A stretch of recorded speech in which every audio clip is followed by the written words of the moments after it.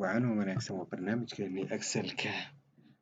Waxaan idin tusayaa sida loo shaqeeyo tiradan, sida loogu bedelo percentigaas color casaan ama green. Hadduu yahay negative sidoo casaan u noqon lahaa, hadduu positive yahayna sidoo green u noqon lahaa. Yaana waxaa idin tusayaa.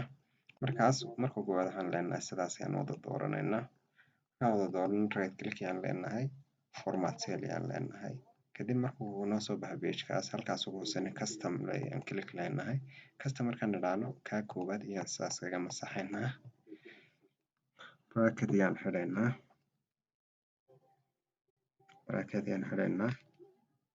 Color ayaan leenahay, color 10 ayaan leenahay. Bracket-kan xidhaynaa. Kadib waxaan leenahay 0% ayaan banaanka geynaynaa oo positive-kii u taala. Kadib calaamadaas yar ayaan soo qaadanaynaa.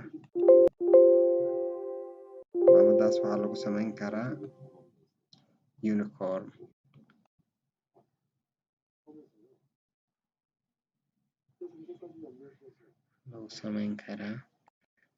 Calaamadaas waa maskaxdeena sideeda caadiga ah wadaynaa. Waxaan leenahay double quotation semicolon ayaan leenahay. Kadib waxaan xidhaynaa bracket kale furaynaa. Read ayaan ku dhex qoraynaa. Read markaan ku qorro waxaan xidhaynaa bracket-ka. Kadib markaan bracket-ka xidhno kadib negative 0 ayaan leenahay. Wixii negative 0 ka hooseeyo casaan nooga dhig ayaan leenahay. Kadib waxaan leenahay semicolon-kaan leenahay 0% ayaan gelinaynaa. 0% markaan gelino enter ayaan leenahay.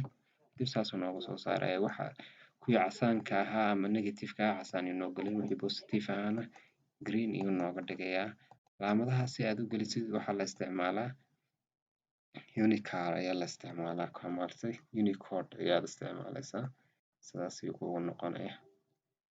Inaad calaamado u yeeshid hoos iyo kor u jeeda ayaan hadii loo baahan. Markaas la socdo wanaagsan barnaamijka qaybihiisa dambe. Waad mahadsantihiin.